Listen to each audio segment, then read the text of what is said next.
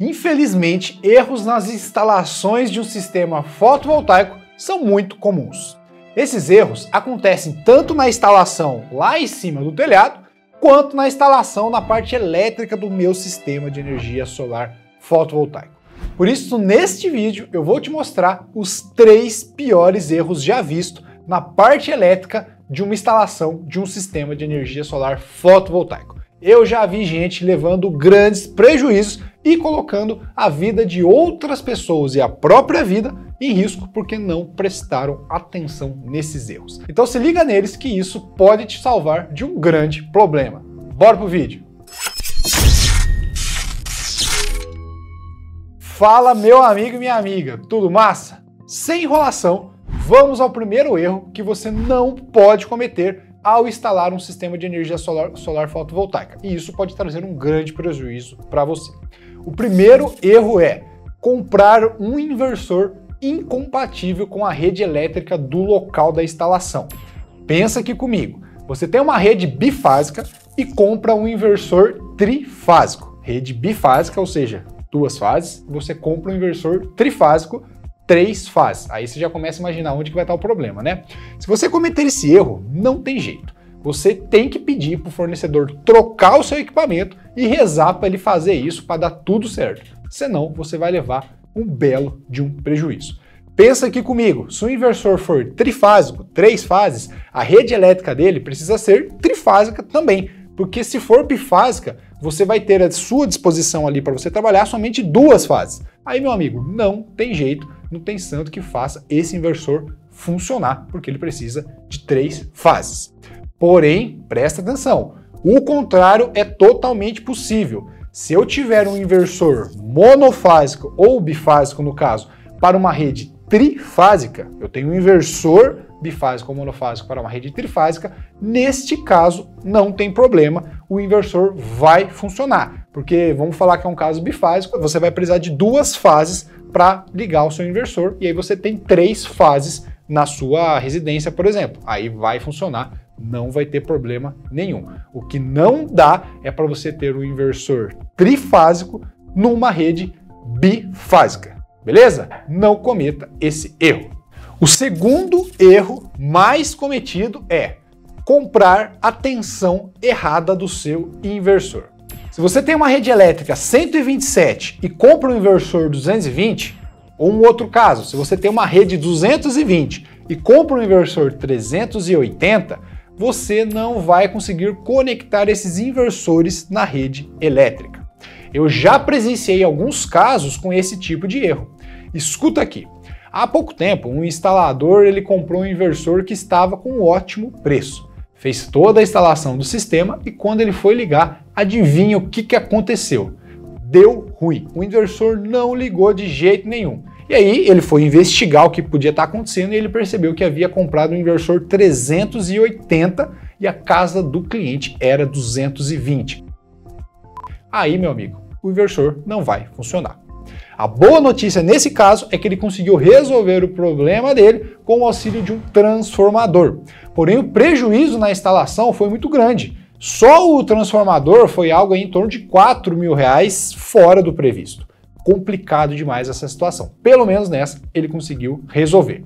E tem que ter sempre em mente que quando a gente usa um transformador, nós estamos inserindo perdas no nosso sistema, porque é um componente a mais ali.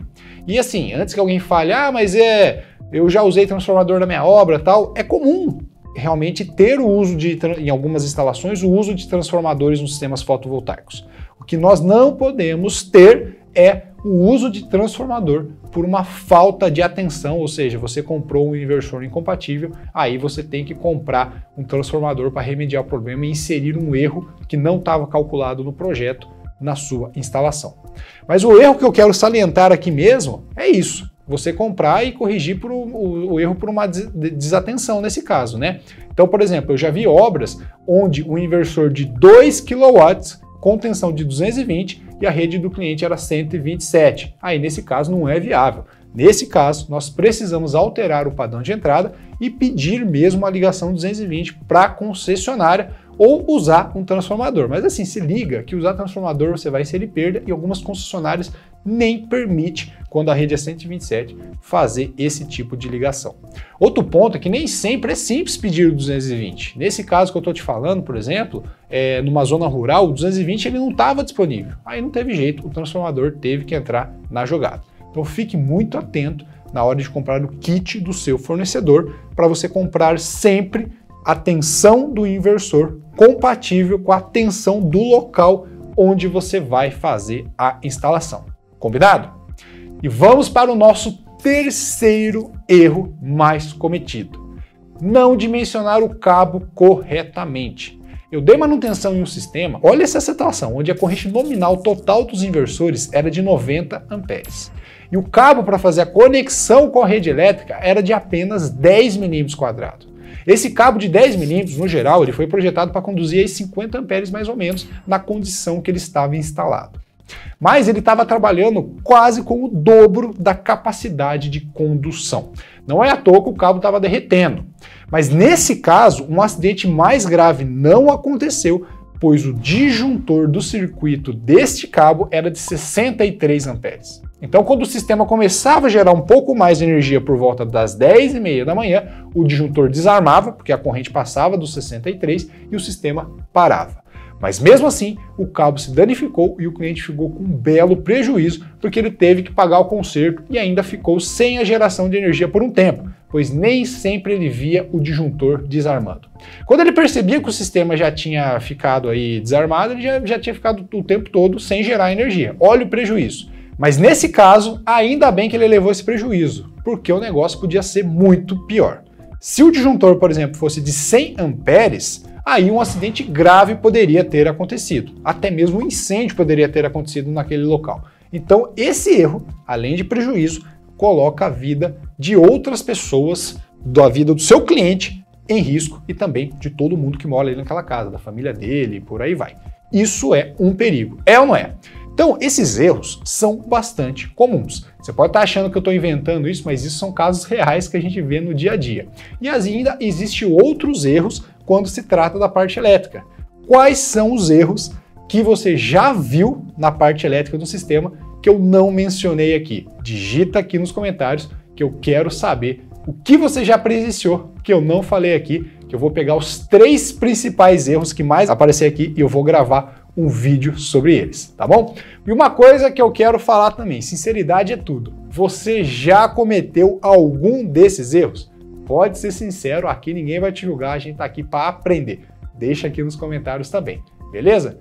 E se você chegou até aqui, é porque você gosta do nosso conteúdo. Então já clica aqui embaixo, já inscreve no nosso canal e já deixa aquele like para a gente realmente se motivar e sempre trazer conteúdo de primeira para você. Combinado? Um forte abraço e até a próxima.